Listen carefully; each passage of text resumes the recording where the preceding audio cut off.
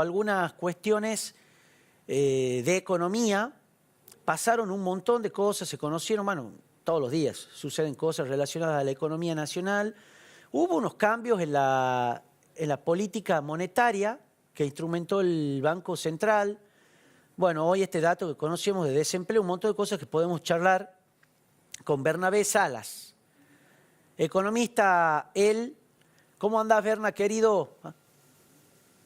¿Qué hace, Inda? Me invitaron de nuevo. Me tenían escondido después de las elecciones. Por Debe todo, ser por la mala predicción que di. por todos lados te veo, pero por ningún lado te encuentro, como dice el dicho. Así es. Anduve Andábamos trotando de acá para desencontrados, allá, andábamos desencontrados, hermano. saltando.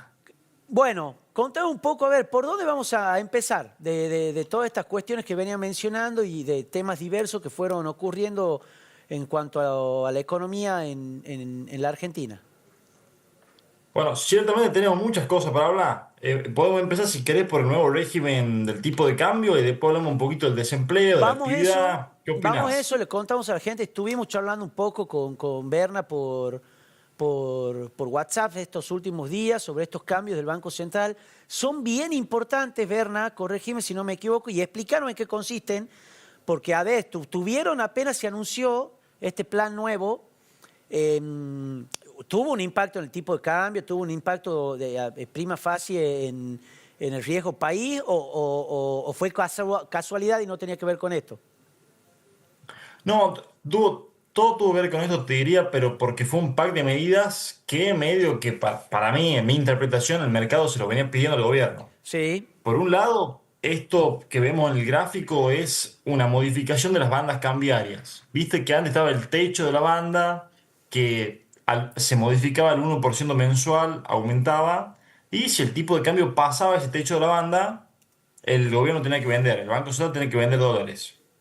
Bueno, ese es la primera modificación es que esa banda superior ya no se ajusta al 1%, sino que se ajusta con la inflación de 2 meses atrás. Mm, Es decir, ya no pierde o perdería mucho menos en valor real. ¿Qué es esto? Cuando algo se ajusta por debajo de la inflación, pierde en términos reales. mm. Entonces, lo que pasaba con esta banda, que es la línea punteada que vemos ahí en términos reales, es que se venía apreciando en términos reales. Y la perspectiva era que se siga apreciando. Es Mm, decir, que incluso en la banda superior, donde el Banco Central iba a tener que vender dólares, se estaba haciendo un dólar muy barato. De claro, nuevo, un problema claro. que ya tuvimos. Y que tal vez seguimos teniendo en ciertos aspectos. Con esta modificación ya parece que en el futuro, ajustándose por inflación, justo igual que la inflación, este tipo de cambio real de la banda superior dejaría de perder valor real. Claro, no, Es decir, se no quedaría habría, no se horizontal. retrasaría, digamos, ¿no? Entre comillas, no se retrasaría. Claro, lo que no implica que no se retrase el tipo de cambio que flota. Lo que Claro, no se retrasaría es la banda superior. claro. Pero bueno, ahí ya empezamos a Por, discutir si no, que si lo fija el mercado no se retrasa, etcétera. Eso es otra discusión.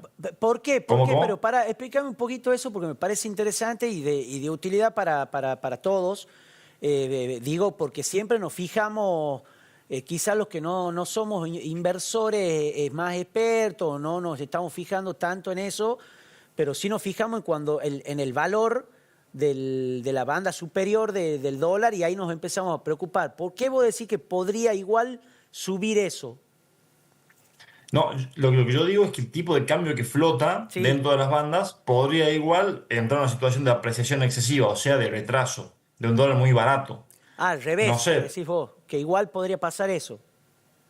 y es poco probable, pero si el tipo de cambio hoy baja a 1.100 pesos de nuevo, Sí, yo creo que ya es un dólar de atraso, claro, nuevamente. claro, entiendo, Es está muy bien, poco probable que suceda, está bien, pero dentro de la flotación sí, nadie toca nada. claro, Si el dólar claro, tiene que caer, hay que dejarlo caer según este esquema de flotación. La novedad es que esa banda superior se empieza a ajustar de manera más generosa, empieza a ser más permisiva con el tipo de cambio. O bien, sea, vamos a ver una banda superior que en términos nominales se devalúa al ritmo de la inflación.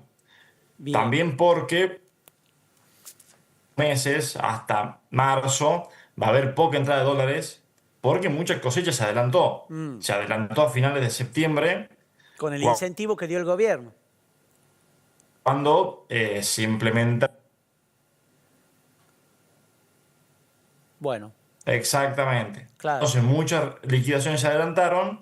El gobierno ve que puede estar corto de afluente de dólares para estos meses y cree que es un buen momento para flexibilizar la banda superior, porque tal vez ante la poca entrada de dólares hay más fuerzas que tienden al tipo de cambio y irse para arriba. Mm, bien.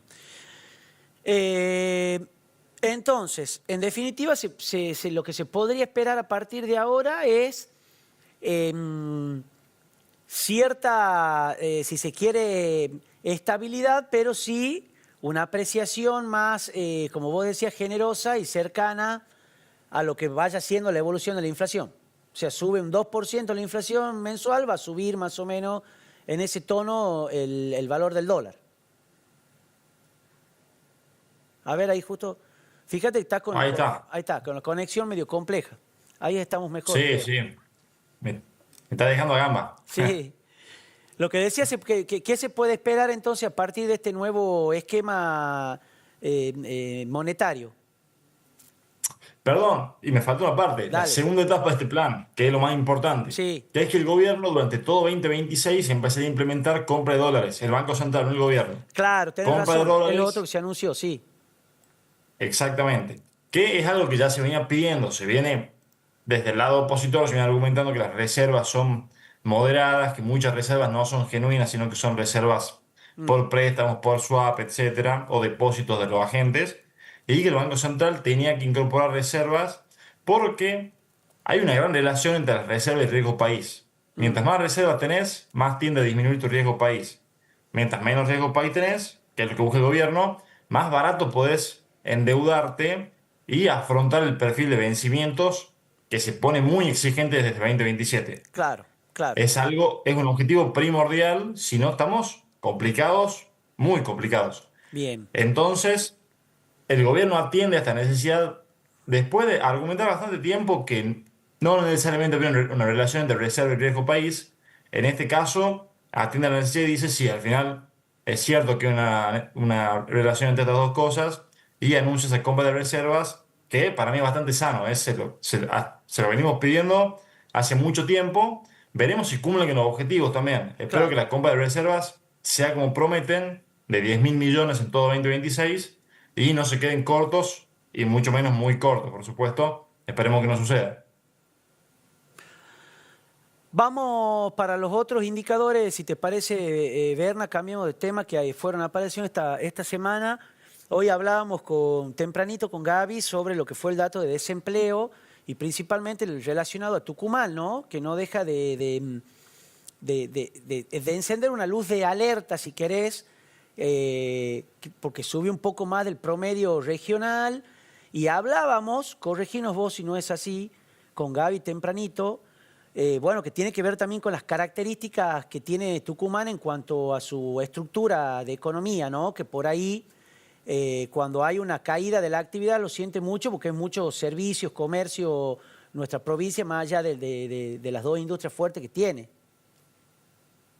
Exactamente. Tucumán en su producto tiene una economía de servicios muy desarrollada. Mm, Casi dos tercios del producto de Tucumán son servicios, claro, es es el un sector montón. terciario. Como cualquier economía que tiende a estar desarrollada, aunque no somos una economía de desarrollo vanguardista, digamos, tenés una industria de servicios muy desarrollada que tiende a fluctuar en mayor medida con la actividad. Justo el tercer trimestre fue un trimestre de actividad casi planchada, sin cambios, aumentó muy poquitito, pero no tuvo modificaciones, y ese estancamiento se siente, siempre se siente, incluso se lo ve a nivel nacional, que Mm, sin retrocesos aún sin llegar a retrocesos, la composición del empleo fue, bueno, aumentó el empleo y cayó el desempleo, pero mucho el empleo que aumentó es empleo cuentapropista, claro, que cuentapropismo es una manera de ver la informalidad. claro, claro, claro. Es, Es lo mismo. soy Uber, Sí, sí, soy sí. Rappi, pedido ya, etcétera. Bueno, entre una gama de sectores, ¿no? Pero no es que estamos generando empleo de calidad formal para las personas en el país, Ah, sino que hay un problema que se incrementa la informalidad como generadora de empleo fundamental de estos últimos 2 años. Ahora, Berna, por ahí también hay el modelo, si se quiere, que se está implementando a nivel nacional, el modelo económico o el plan económico, como lo quiera llamar, también tiene una de las características que tiene, por lo menos en otras naciones donde se vienen implementando cuestiones similares, esto, ¿no? Que hay un gran porcentaje, por lo menos en este periodo, si querés, donde se van acomodando todas las variables macro y demás, donde tiene un porcentaje importante de la población que no le alcanza un solo salario, o sea, ya sea que ese principal ingreso que tenga sea un empleo formal o no, pero ese salario fijo no le alcanza, y empieza a aparecer mucho esto que vemos inclusive acá en las calles de Tucumán. Mucha gente que sale a vender pizza, que te ofrece empanada, que te ofrece prestarte algunos servicios pequeños, o sea, este pluriempleo, pero además de la mano de una gran informalidad, si vos querés llamarlo de este cuentapropismo, de decir, para llegar a fin de mes tengo que hacer algo más. Totalmente. Además, muchos de los costos de los hogares que crecieron un montón en estos últimos dos Claro, años. Tarifas, precios que antes estaban regulados y ahora están ya con un precio más cercano a su precio de mercado, como telefonía, etcétera, que son gastos, alquiler, como no mencionarlo, son gastos casi fijos del sí, hogar sí, que sí, subieron un montón. Entonces, hay que ajustar mucho la billetera y si no alcanzaba antes o alcanzaba apenas, ahora alcanza mucho menos. Terminás teniendo que hacer exactamente los ejemplos que vos dijiste. claro, También hay que prestar atención a la visión nacional de que con el petróleo y la minería nos vamos para arriba. sí, Hay que tener cuidado en términos de empleo con eso, porque esos sectores, estuve viendo los datos de empleo formal, estos 2 años, que fueron 2 años muy buenos para esos sectores, prácticamente no generaron empleo. Mientras, con la apertura comercial, el dólar apreciado, etcétera, sin bajar impuestos, la industria, que es la principal generadora de empleo después del comercio, se ve su empleo caer muchísimo. claro. Entonces, ¿cuál es el modelo que queremos para el futuro? Yo creo que hay que ser un poco más estratégicos en qué queremos para la Argentina que viene. No Mm. solo pensar en que nos vamos arriba por la minería y el petróleo. Claro, claro, Me porque parece una visión además, un poco chica. claro, además hasta que eso se riegue al resto de las provincias, ponele, vos decís, bueno, en un sector de la Patagonia están con un boom productivo, ponele, o un boom de inversión en realidad. Pero bueno, ¿y el resto? Entonces, por ahí, ¿dónde están las otras patas de eso, ¿no? De ese plan para que la Argentina crezca, si solo vamos petróleo y minería, ¿no? Exactamente, bueno, difícilmente se riega a todas las provincias. Claro, Es el tema energético, algunos lo van a ver, otros no. Lamentablemente, abajo de Tucumán no tenemos, ya gas casi no nos queda, petróleo no hay, y tenemos limón y azúcar, y un poco de café, un poco de soja, un poco de maíz, etcétera. Pero vamos a ver si despertamos nuevas atracciones con el agro. Eh, Esperemos. a ver, ya que estamos, te aprovecho que no hablamos hace bastante tiempo ahí recién que decías algo. Te quiero preguntar dos cositas más. Una, bueno, vos venías viendo y mostrando y charlamos en algún momento ya hace un par de meses atrás de que estábamos en un estancamiento y de que ya en la economía estaba como una recesión. Recién me mencionaste algo de eso. ¿Cómo cerramos el año Sí. respecto de ello? No, al final el tercer trimestre sorprendió con el dato, lo que parecía que iba a ser una recesión, terminó siendo Repuntó, un... ¿Cómo? repuntó, digo. Terminó cerrando casi en cero, Claro, 0,3% de crecimiento. sí, Sí, pero que sorprende el dato porque hasta el gobierno esperaban que sea recesivo. Bueno, no fue tan recesivo. Mucho tiene que ver con el tipo de cambio esto, tipo de cambio que pasó de estar muy barato a estar menos barato, lo que dinamiza la economía. Hay que también decirlo, el tipo de cambio cuando crece, para nuestro bolsillo es complicado, para los sectores productivos es bueno. sí. Eh, Íbamos a cerrar el año creciendo con respecto al año pasado mucho, casi poco menos de 5 puntos, entre 4 puntos y medio tal vez, eh, porque el año pasado también tuvimos un primer trimestre y un segundo trimestre muy moderados. Entonces ya por arrancar en un nivel más alto, a pesar de que de enero a diciembre prácticamente crecimos muy poco este año, e insisto, de enero a diciembre, cuando comparas 2026 versus 2025, tenés un crecimiento bien, de 4,5 puntos aproximadamente, por ahí. bien, Así que bueno, vamos a cerrar creciendo y se espera, el gobierno que espera que crezcamos mucho el año que viene. Yo no sé si vamos a crecer tanto, pero también las expectativas para el año posterior son de crecimiento, de seguir claro, creciendo, lo que es totalmente necesario para el país, pero mientras más sectores crezcan, mejor. claro, Si crecemos en base a minería, petróleo y intermediación financiera, podemos quedarnos cortos con algunas cosas al menos. claro, claro. Y la última que te pregunto, de hoy al menos, recién vos mencionabas, bueno, los costos fijos, no te quiero complicar, capaz son un montón de números, capaz que no lo tenía a mano, pero ¿cómo estamos cerrando más o menos el promedio de salarios privados? ¿Tenés idea? ¿En torno a Ah, cuánto? creo que he visto el RIPTE, que es la medida como más fidedigna de esto, en 1.600.000. No me estoy de acuerdo porque no tengo el Está dato bien, está bien. exacto. Lo que sí, el salario privado está a mismo nivel de octubre 2023, un poco más que Ah, noviembre tal vez, hace 2 años, es decir, tuvo mucha caída, recuperación muy suave, claro. muchos meses donde no se recuperó, Ujú. estos meses, inclusive los meses de los que venimos, y el salario público sí, un 35% abajo. Claro, El claro. índice de salario del INDEC. Que fue uno de los, Un tre- bueno, fue uno de las variables importantes del ajuste y de la motosierra del gobierno nacional, ¿no? El salario público, digo. Exactamente. Claro, Sí, claro. sí, esa ecuación fue parte del ajuste y está, como te digo, 30-35% abajo de finales de 2023, de octubre, siendo puntuales. De octubre de 2023 estamos todavía un 35% abajo. No, También se recupera, pero de a sí, poco. De a claro, poco se claro. recupera, sigue en una escala muy baja.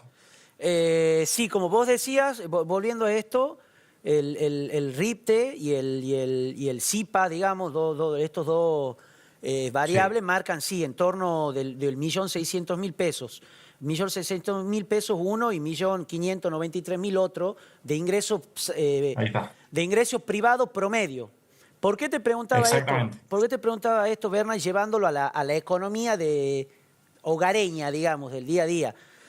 Porque como vos decías, de repente que creo que explica también esto del pluriempleo y del cuentapropismo. Vos decís, en promedio tengo 1.600.000 pesos de ingreso y gran parte de ese ingreso te lo lleva simplemente los gastos fijos mensuales, ¿no? Y quizás no llegás a cubrir Exactamente. los gastos fijos mensuales con un ingreso de esas características. Digo, ponele alquiler, servicios, ¿sí? Servicios. Descartemos impuestos, no incluyamos impuestos porque ponele que no lo estés pagando, pero sí los servicios, tanto los servicios públicos privatizados como los servicios como de internet, que hoy es esencial, no podés no pagarlo, digamos.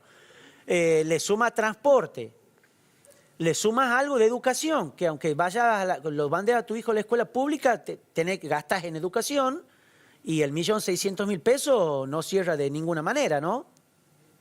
No, exactamente. Tal vez tenés alrededor del 50% del salario, un poco más tal vez en gastos fijos. Sí, incluís educación, por supuesto, transporte, bueno, ya mientras más gamas de gastos fijos incluís, que son totalmente naturales incluirlas, Claro. menos el resto para alimentos, etcétera, que bueno, para subsistir en la vida de hoy. Claro, y ahí se explica también Servicios. digo, por ahí también ahí se explica la caída en los otros rubros, ¿no? De consumo en general, de entretenimiento, de gastronomía, además. Bueno, no hay mucho margen para gastar en ello, digo. Totalmente, totalmente, mucho menos al compararse con el pasado. Mm, Que hubo algún momento donde, bueno, se salía más, se consumía un poco más de entretenimiento, bueno, si uno compara con lo que solía hacer, se ve mucho más limitado. claro, Entonces, sí, surge la necesidad de ver, o cambio demasiado mi canasta de consumo, la reprimo a niveles que nunca lo hice, o salgo a buscar un refuerzo de ingreso para vivir decentemente como vivías antes. Es el razonamiento típico. claro. Bueno, Berna, te propongo, si te parece, la semana que viene o antes del 31, que charlemos de nuevo si estás de acuerdo, que hagamos un pequeño balance de, aunque sean las variables más importantes de la economía, de lo que fue el año. ¿Te parece? Por favor, sería un gusto. Bueno, Siempre bienvenido. dale, charlamos entonces.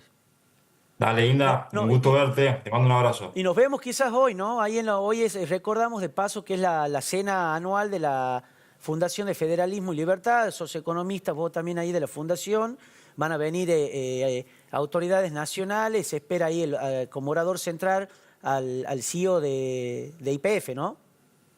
Exactamente, ahí nos veremos, Inda. Bueno, Gran evento esta noche en el Hotel Sheraton. nos vemos, Berna, gracias. Dale, Inda, un abrazo. Bueno, algunas variables de